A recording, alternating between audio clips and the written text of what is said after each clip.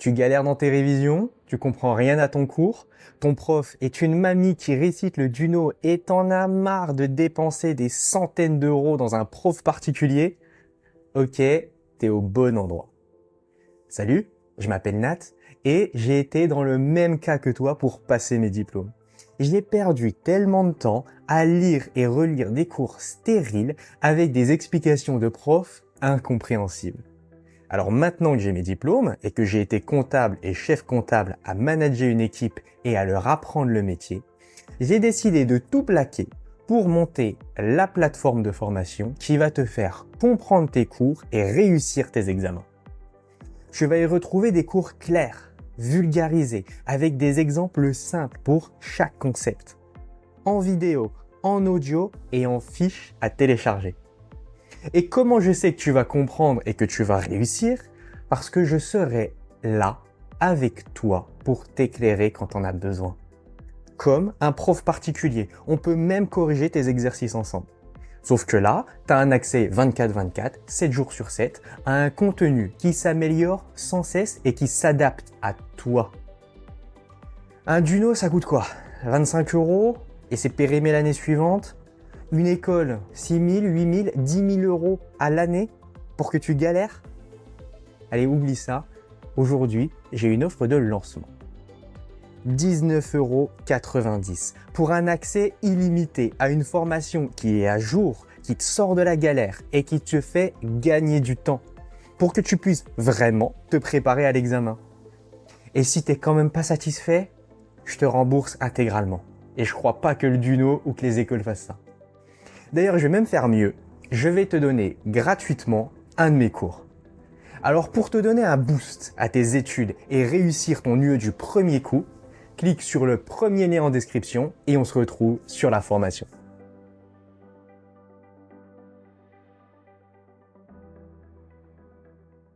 Chapitre 10. Les immobilisations et les VMP.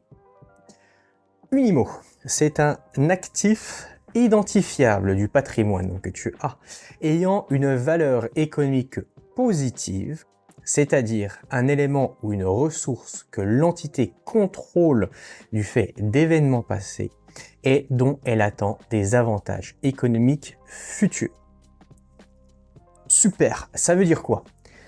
En clair, une immobilisation, c'est quelque chose que tu as dans ton patrimoine, à l'actif, que tu peux utiliser comme tu veux pour gagner ta vie. Par exemple, si tu es un chauffeur Uber, tu utilises ta voiture pour gagner de l'argent. Donc ta voiture est une immobilisation, si elle est à toi. Hein. Si tu loues ta voiture, elle n'est pas dans ton patrimoine. Okay? Enfin, tu dois pouvoir estimer le coût de l'immobilisation de manière fiable. Par exemple, tu sais que ta voiture, elle a coûté 30 000 €. Aussi, une immobilisation est normalement conservée plus d'1 an. C'est pour ça que le carburant de ta voiture, c'est pas une immobilisation, c'est une charge. Parce que le carburant, tu le consommes, tu le gardes pas. C'est comme ça qu'on distingue une charge d'une immobilisation. La charge, elle dure moins d'1 an. En tout cas, elle est censée durer moins d'1 an. Et la voiture, et l'immobilisation de manière générale, est censée durer plus d'1 an. Attention, petit aparté. Tu achètes une voiture, donc tu as les 30 000 €, là, tu achètes ta voiture à 30 000 le 1er janvier. Sauf que tu fais un accident le 3 juillet, ce qui fait que ta voiture, elle part à la casse. Tu l'auras conservée moins d'1 an. Oui, mais c'est quand même une immobilisation, parce que tu pensais qu'elle allait durer plus d'1 an. Le but, c'était quand même de la conserver. Dans les faits, ça s'est pas fait parce que tu as eu l'accident, mais le but, à la base, quand tu l'as acheté, c'était de la conserver plus d'1 an. Voilà pour le petit point de détail. Par contre, une IMO qui vaut moins de 500 €, tu peux, c'est pas obligatoire, mais tu peux la mettre en charge. Normalement, tu devrais pas la mettre en charge, mais en fait, pour 500 €, on se prend pas la tête. C'est-à-dire que si tu as une voiture, pareil, les mêmes circonstances. Tu as une voiture, tu es chauffeur Uber. Et elle est dans ton patrimoine. Mais la voiture vaut 500 €. Normalement, c'est une immobilisation. Mais comme tu veux pas t'embêter, tu dis vas-y, tant pis, 500 €, c'est pas grand-chose, je la mets en charge. Donc tu fais une faute, comptable, mais en fait tu fais cette faute parce que tu veux pas te prendre la tête. C'est admis. Attention, c'est pas dans la définition de l'immobilisation qu'une IMO doit valoir plus de 500 € ou alors qu'une charge c'est quelque chose qui a moins de 500. Ça c'est juste dans la pratique ce que l'on fait. Mais ces 500 € là ne font pas partie ni de la définition d'une immobilisation ni de la définition d'une charge. Bon, les IMO, il y en a trois types. Les immobilisations corporelles, donc par exemple une machine, incorporelle, par exemple un brevet, et financière, par exemple des parts sociales d'une autre société. Toi, tu dois saisir les immobilisations pour leur coût d'acquisition. Ce coût-là va comprendre le prix que tu payes, les frais de douane, la TVA que tu ne peux pas déduire. On va pas rentrer dans le détail tout de suite de la TVA qu'on ne peut pas déduire. Et puis aussi, surtout, les coûts directement attribuables pour mettre en place et faire fonctionner l'immobilisation. Par exemple, si ton immobilisation, c'est une grosse machine et qu'il faut faire venir un technicien pour la paramétrer, le coût du technicien va être rajouté au coût de l'immobilisation. Donc si ta machine, elle t'a coûté 10 000, que l'intervention, elle coûte 1 000 €, on dirait que ta machine, elle t'a coûté 11 000 €. Et tu peux aussi, si tu veux, inclure dans le coût d'acquisition les honoraires, les commissions, les droits de mutation, les frais d'acte. Ah, tu m'excuses, je fais juste de la mise en page. Hop là, on a dit que tu peux inclure dans le coût d'acquisition honoraires, commissions, droits de mutation, frais d'acte. Donc c'est des choses que l'on voit au fur et à mesure. Mais par contre, tu ne peux pas inclure dans le coût de ton immobilisation ta TVA déductible, les coûts engagés après la mise en service, les coûts de formation et administratifs, et les coûts de publicité. Ça, tu peux pas les inclure dans ton immobilisation. Tu les comptabilises, mais tu les comptabilises en charge et puis dans les comptes tiers pour la TVA. Parce que, attention, qu'est-ce qu'on avait dit? La TVA n'est pas une charge pour l'entreprise. Exemple, tu achètes une imprimante à 1 000 €. Il y a un technicien qui vient l'installer pour 500 €, puis il y a une formatrice qui va t'apprendre à l'utiliser pour 200 €. Alors, on va avoir une immobilisation matérielle bureau et informatique pour 1 500 € dans le compte 218.3, donc dans un compte 2. Les comptes 2, c'est les comptes d'immobilisation. Puisque ton imprimante, elle vaut 1000, mais il y a le technicien qui vient l'installer pour 500, donc ces 500-là, comme ils sont liés à l'installation, la mise en service du bien, on va les rajouter dans les 1000 €, ça te fait 1500. Tu as une TVA sur immobilisation, le compte 44 562, nouveau compte, pour 300 €. Tu vas payer 200 € parce que la formatrice va venir t'apprendre à utiliser ce matériel-là, cette imprimante. Sur ces 200 €, tu vas avoir de la TVA pour 40 €.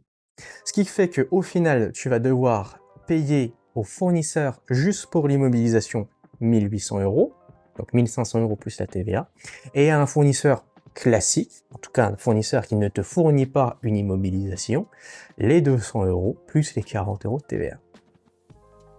L'acompte sur l'IMO. Si tu verses un acompte, tu vas utiliser le compte 237 si ta future immobilisation est une immobilisation incorporelle et 238 si ta future immobilisation est une immobilisation corporelle. Si on te donne une immobilisation, tu la saisis en comptabilité pour sa valeur vénale, c'est-à-dire le prix auquel tu pourrais la vendre. Et si tu fabriques toi-même ta propre immobilisation, tu inclus dans le coût de production les charges directement et indirectement liées à la production. Par exemple, tu fabriques ton imprimante, et bien dans ce cas-là, tu inclus dans le coût de production l'aluminium, le verre, les vis, les plans, la construction, etc., etc.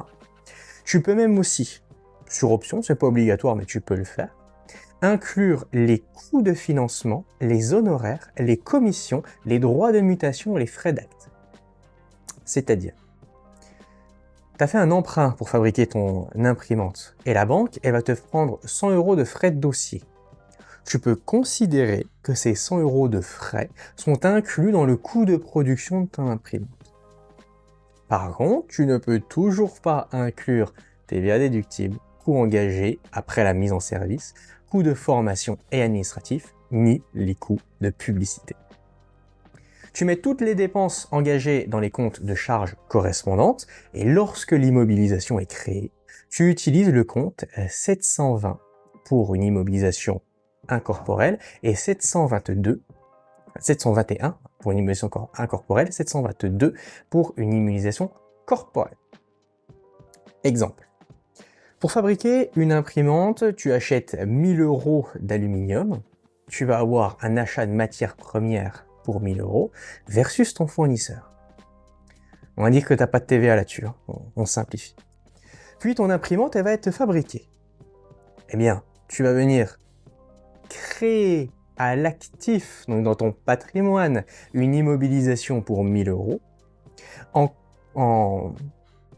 pas en compensation, mais en équilibre, tu vas équilibrer avec un produit, donc un compte 7, qui est le 722, production immobilisée pour 1000 €. Donc au final, tu as une charge de 1000 € dans le compte 601 qui correspond à l'achat et un produit de 1000 € pour constater la création de ton immobilisation. Donc au final, tu vois que tu as un résultat qui est à 0 €. Voilà comment ça se passe pour la création des immos.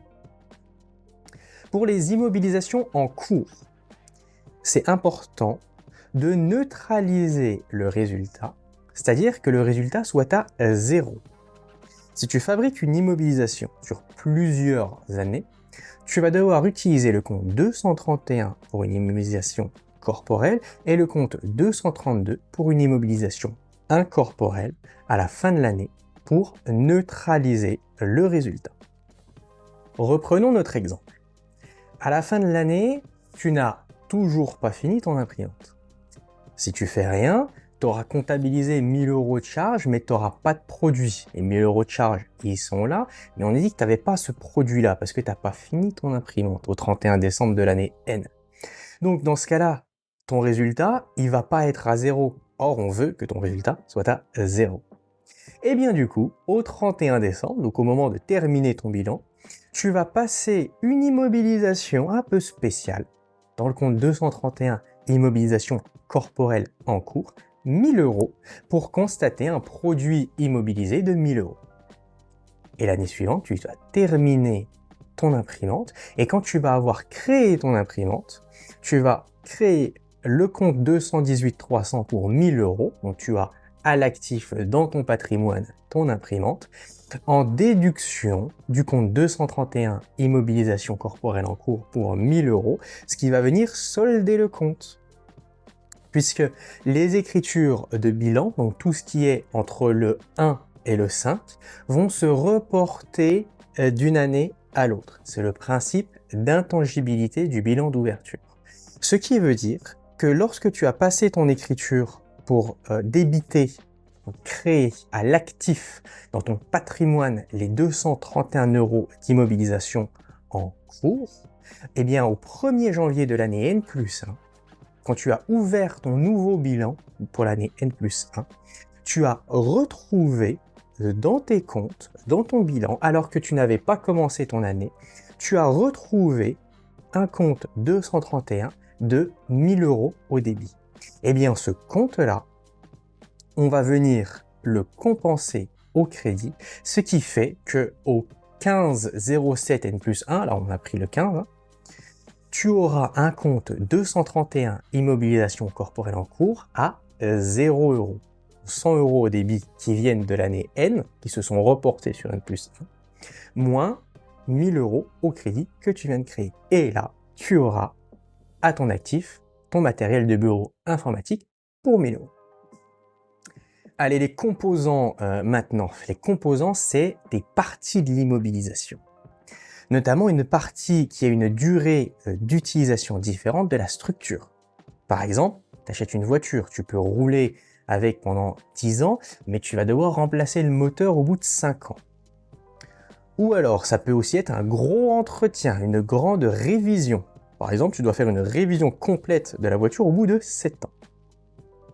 dans un cas comme dans l'autre, tu vas créer plusieurs immobilisations. Et on va prendre notre exemple.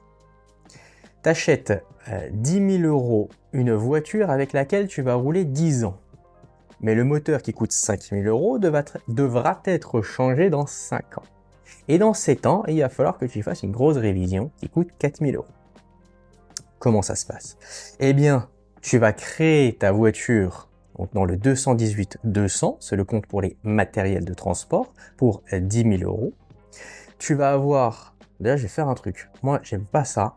Regarde, on va... Hop là, séparateur, c'est quand même plus propre, non? Donc, on a dans le compte 218-200, matériel de transport, voiture, 10 000 €. Tu as créé dans ton patrimoine ta voiture à 10 000 €. Tu vas créer aussi dans ton patrimoine un moteur qui vaut 5 000 €. Et toujours dans le compte 218-2, sauf que tu as créé une sous-division. Avant, tu avais un 218-20, maintenant tu as un 218-21 juste pour le moteur. Et tu fais pareil avec la grosse révision pour 4 000 €, 218-22. C'est un peu bizarre. Ça va venir, tu vas t'y habituer avec le temps, mais en fait, tu te dis que du coup, à l'actif de ta société, dans ton patrimoine, tu es détenteur d'une grosse révision sur ta voiture. C'est un peu bizarre de dire ça. Autant pour le moteur, on peut comprendre. On dit, bah oui, ok, dans mon patrimoine, je suis détenteur d'une voiture et je suis détenteur d'un moteur, donc tu arrives à séparer ça. Mais quand on parle d'une révision, ça paraît un peu abstrait. Mais tu vas t'y habituer et puis tu vas aussi comprendre au fur et à mesure l'intérêt de faire ça. C'est notamment avec ce qu'on appelle les amortissements. Bon.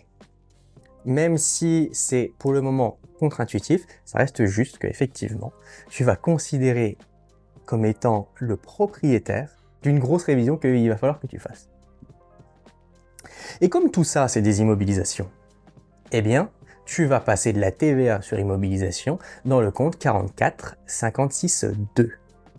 Et tu vas solder avec le compte fournisseur d'immobilisation, le 404, où tu vas donner 22 800 €. Les frais de développement et les frais d'établissement, maintenant. Ce sont des frais qui sont engagés lors de la production de l'IMO. Par exemple, pour la production d'une imprimante, les frais de développement, ils peuvent être le coût des prototypes. Les frais d'établissement pourraient être les frais juridiques liés au dépôt de brevet. C'est-à-dire que tu déposes un brevet sur ton imprimante. Les frais d'établissement, tu peux les saisir en charge. Même c'est ce qu'on préfère. On appelle ça la méthode préférentielle. Mais tu peux aussi le mettre en IMO, hein. Pas de souci, dans le compte 200 €. Les frais de développement, aussi tu peux être saisi, tu peux les mettre en charge ou en immobilisation. Là, on préfère que tu les mettes en immobilisation dans le compte 203. Donc, je récapitule, les frais d'établissement. On aimerait bien que tu les mettes en charge, c'est la méthode préférentielle. Quand je dis qu'on aimerait bien, c'est, je vais vulgariser, on va dire c'est l'ordre des experts comptables. On va dire c'est les experts comptables qui veulent ça, ok? Les frais de développement, on aimerait bien que tu les mettes en immobilisation.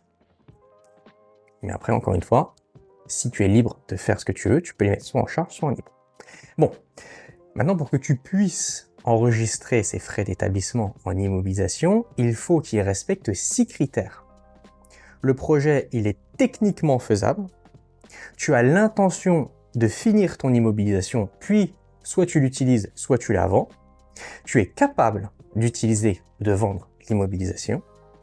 C'est probable qu'elle te génère des avantages économiques futurs. Donc soit tu fais une plus-value, ça t'a coûté 1 000 € et tu la revends 1 500, soit ça t'a coûté 1 000 € mais ça te rapporte 100 € par mois pendant 3 ans. Il faut aussi que tu aies toutes les ressources disponibles pour pouvoir finir ton immobilisation et l'utiliser, ou bien la vendre. Parce que oui, tu peux avoir... Tu peux nécessiter des ressources pour vendre une IMO. Je sais pas, disons que c'est une IMO particulière, il faut que tu engages un spécialiste pour la vendre. Ben, ce spécialiste-là va te coûter de l'argent. Donc il faut que tu sois en mesure d'avoir toutes les ressources disponibles pour vendre ton IMO ou pour l'utiliser. Et puis pour l'achever, pour la terminer. Et puis tu peux évaluer de façon fiable les dépenses qui sont liées aux frais d'établissement. C'est-à-dire que si tu n'es pas capable de savoir combien te coûte la production de ton immobilisation, déjà tu vas avoir un problème pour comptabiliser l'immobilisation, enfin, comptabiliser les frais d'établissement, surtout en immobilisation. Pour la vente, si tu vends une immobilisation, tu dois sortir l'immobilisation de ton patrimoine et tu dois constater la vente de l'immobilisation. Tu fais ça en 2 parties. Pour ça, tu vas utiliser le compte 775 produit de cession des éléments d'actifs et le compte 675 valeur nette comptable des éléments d'actifs cédés. On va prendre un exemple pour comprendre. D'abord, garde dans un coin de ta tête que l'on va négliger une chose qui s'appelle les amortissements.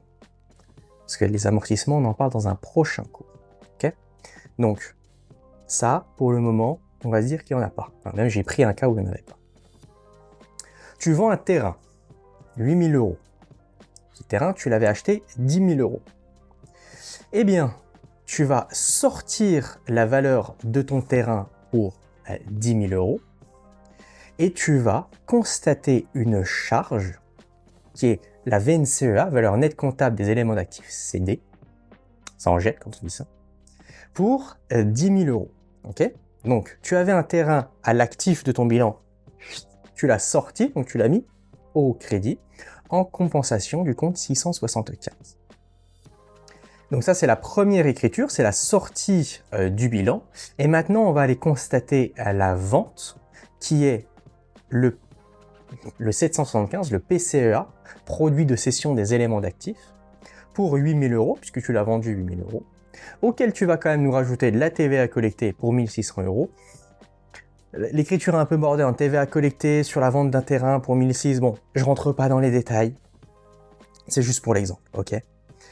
Donc, on met de la TVA collectée pour 1 600 euros, ce qui fait que tu vas avoir une créance sur cession, c'est-à-dire celui qui a acheté l'IMO te doit de l'argent, et il te doit dans ce cas-là 9 600 euros. Et donc du coup, ton produit ou ta plus-value, elle va se faire ici sur la différence entre... Oui, c'est ça. Sur la différence, pardon, j'ai un peu bugué, entre tes 10 000 euros et tes 8 000 euros. Donc ici, en fait, c'est pas une plus-value que tu vas faire, c'est une moins-value. Puisque tu vends 8 000 euros quelque chose qui t'a coûté 10 000 euros.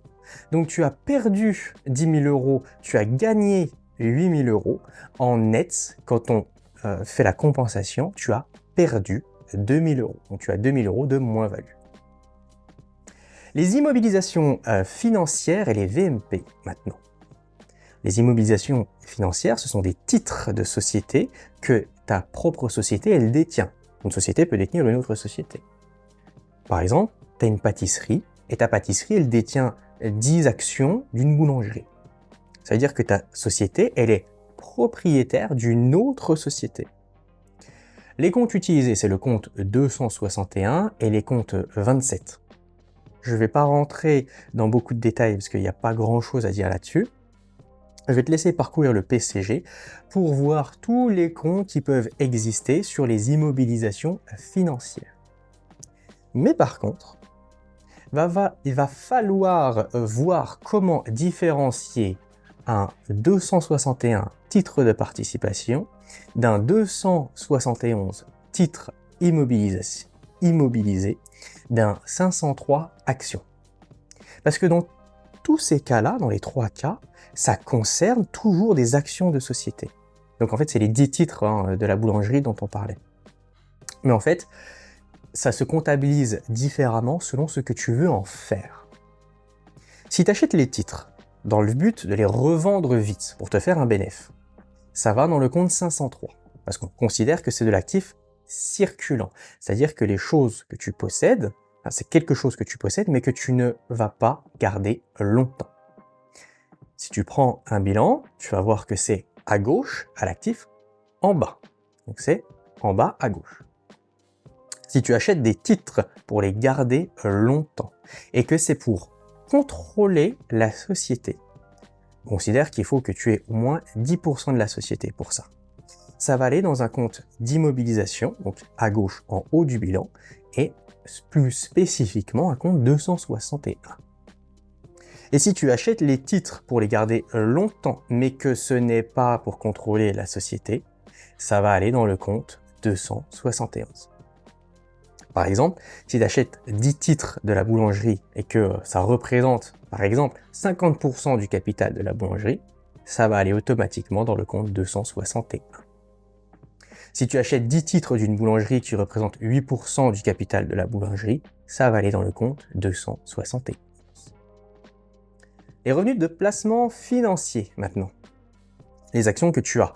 Donc dans le compte 261, 271 ou 503 peuvent te rapporter des dividendes. Si c'est le cas, tu vas les mettre dans un compte de produit parce que c'est de l'argent que tu as gagné, le dividende. Et là, il faut regarder dans quel compte tu as mis les actions à la base. Si tu as mis les actions en immobilisation dans le compte 261, les dividendes que tu vas gagner, c'est dans le 761. Si tu les as mis dans le compte 271, ça va dans le compte 762. Si tu les as mis dans le compte 503, ça va aller dans le 764. La vente des VMP, maintenant. On a dit que le but d'une action que tu mets en 503, c'est de la revendre avec un bénéfice. Ce bénéfice, tu le mets dans le compte 767. Quand tu la revends, hein. Là je parle pas des dividendes, je parle de revente. Si jamais tu as fait une mauvaise affaire et que tu revends tes actions en dessous du prix auquel tu as acheté, tu vas comptabiliser la perte dans un compte 676. Attention, il va falloir que tu utilises ce compte pour sortir l'action de ton patrimoine et constater la vente de l'action. Exemple, tu avais acheté une action 100 €, tu la revends 150, donc tu as un bénéfice. Tu vas sortir de ton patrimoine tes actions, donc les actions, elles étaient dans ton bilan en bas à gauche, donc dans l'actif circulant, tu vas les créditer pour les sortir de l'actif, et tu vas comptabiliser un produit 767, produit net sur cession de VMP pour 100 €. Et de l'autre côté, tu vas aussi utiliser le compte 767 pour créditer les 150 € que tu as reçus en contrepartie du compte 465 qui représente la créance sur cession de VMP, c'est-à-dire l'argent que la personne qui t'a acheté les actions te doit.